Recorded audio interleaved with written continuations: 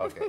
Hey, we're talking about Oprah Winfrey before. She's in this movie, but she's not really the star of the movie. She's the wife of the star of the movie. It's Forrest Whitaker. He stars in this with a whole great big time cast. Can't believe it. Let's take a little look at a new movie called The Butler.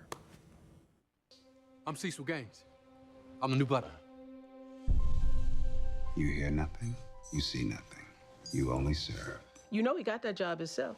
The White House called him. He didn't call the White House. I want to hear all the stories. I don't know how many stories you're going to hear, because they done swore him to some kind of secret code.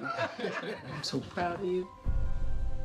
This is a movie goes way back to the late 40s, early 50s kind of thing. It's a story of civil rights, and you see it through the eyes of a butler who works in the White House through several administrations, and you see all the people that you've heard about and read about through history or you've actually experienced yourself.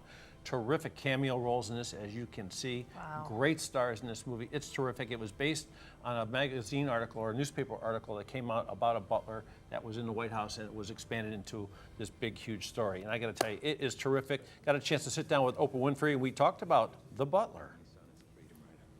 When I saw that movie, David, I have to tell you, at the end of the film, I couldn't see anything other than, I couldn't even tell what was the movie we just made.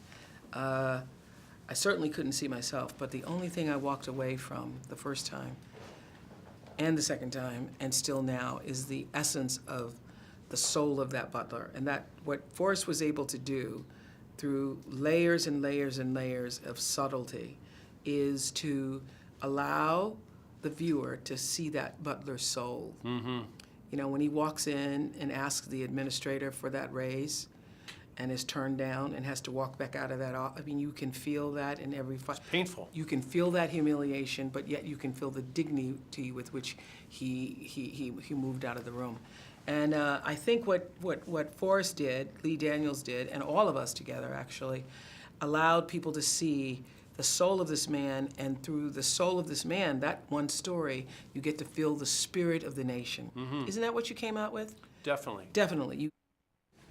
I got to tell you, she is terrific in this movie. She's a terrific actress. Remember Color Purple? She was even nominated for an Oscar. So she holds her own against Forrest Whitaker and the entire cast. And as Oprah, like you've never seen before. There's some scenes in there that are going to be shocking for you. And also Forrest Whitaker, talking about him, he won the Oscar for Last King of Scotland. Mm-hmm. He was so good in that. He's better in this. And we talked a little bit about the character and the performance. The movie in its heart, it deals with a family. It's about love. Love between me and my wife, and about me and my son, this prodigal son who goes out into the world and who ultimately comes back. You know, we're pretty much we're forged by each other. And many times we think, even though our parents are different than us, like I think about it with my father. My father's so different than me, you know.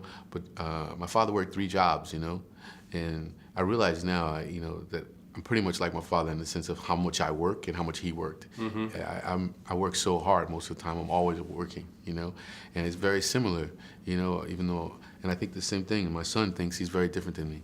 But in fact, we're working towards the same thing. You get down in this movie, like I said, there's great entertaining moments, and there's levity, but at the same time... Yeah, a lot of fun. Yeah. Because Cuba and those guys are like, oh, yeah, they're hilarious, you know? Yeah. And still, it's got that human touch, man. Send a grown man to crying at the end, you know? Did you cry?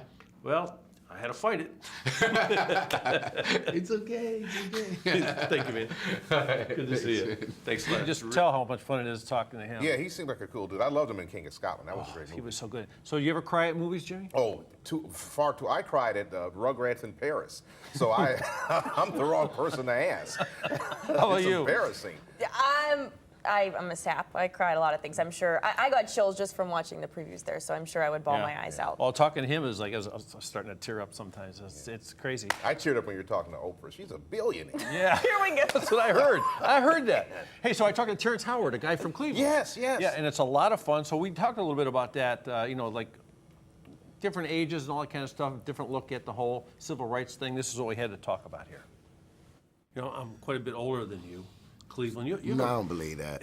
you have a background in Cleveland, right? Yeah, I grew Warrensville up Heights? there. Yeah. Yeah, Warrensville Heights area. Yeah, Cleveland, Ohio, East Cleveland.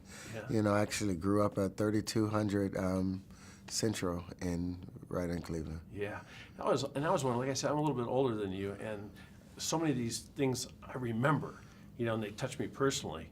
I was wondering, for you, being a younger man, what part of this touches you personally? Well, Cleveland, to me, was one of the most segregated cities in the world when I grew up. You know, you remember you couldn't go over to to the west side. All the white people lived on the west side.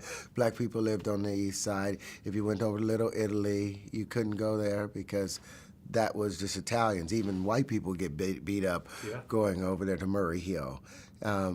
So it was very, I had a guttural response to the script because I knew that feeling of segregation. I knew what it felt like to be at a space where we could all be cool, but because of the bigotry in our hearts or the fear, black people to white and white people to black, it wasn't just on one side, it was on both sides. It took a lot for us to overcome that.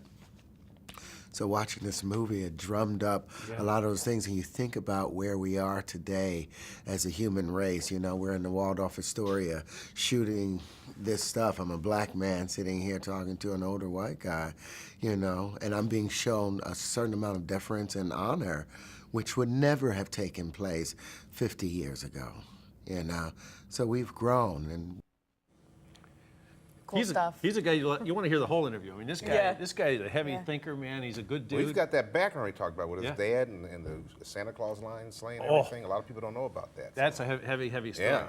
We'll have to tell that story. Remember him in Hustle and Flow? Oh, yeah. The song won an Oscar? Yeah, It's Hard yes. Out There for a Pimp? Yeah, I used to sing that. I heard it was your theme song. Oh, yeah.